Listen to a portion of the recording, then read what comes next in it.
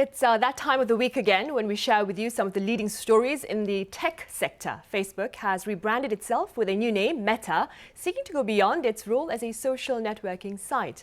I have Abby Lee with me to tell us more about Meta's virtual race against Microsoft. It's been a while. Welcome back. Thank you so much, Sunny. So in today's segment, we'll talk about how the two companies' plans and progress stack up so far against each other. But before we get into that, let's hear from the firm's top executives. Microsoft's president, Brad Smith, is trying to temper the hype around the metaverse. We're all talking about the metaverse as if we're entering some new dimension. This is not like dying and going to heaven. We're all going to be living in the real world with people.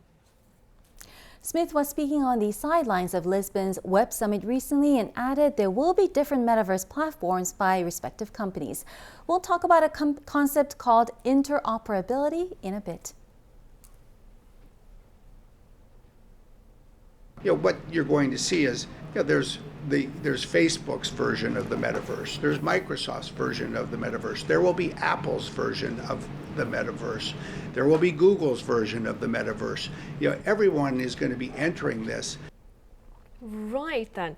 Let's first then touch upon Facebook's new name, Meta. That's right. So as you mentioned, Facebook has a new name, and that's to highlight its focus on building the metaverse. The word is a portmanteau of meta, which means beyond, and universe. It refers to a collective virtual shared space that combines virtual worlds, augmented reality, and the internet. Speaking at the company's online conference, Facebook CEO Mark Zuckerberg said the new name reflected its work investing in the metaverse rather than its namesake social media service. Let's hear from Zuckerberg and a marketing specialist on the name change. To reflect who we are and what we hope to build, I am proud to announce that starting today, our company is now Meta. The Facebook brand and the Mark Zuckerberg brand are one. So he is the person who wanted to use this as a platform to tell people about pay no attention to what's going on at Facebook. That's just a small business. I want to talk to you about the future, and I want to tell you how we're going to capture the future. And it's a really tricky time to try to do that.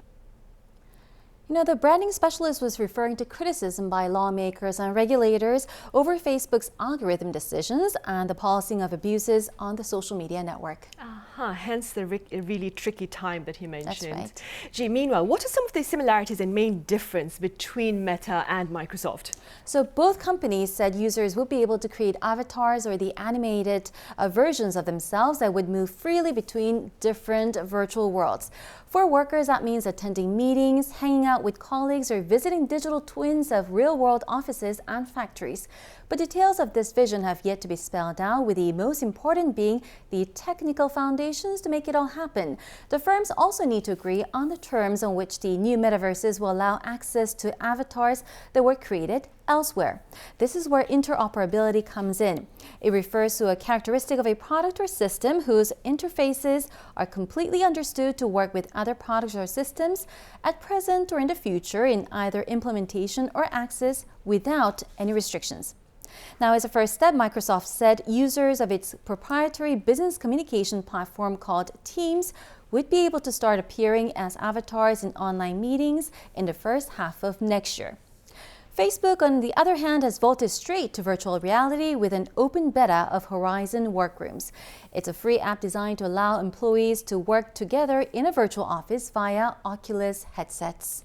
Right. So, at present, which platform appears closer to what experts would imagine to be completed versions?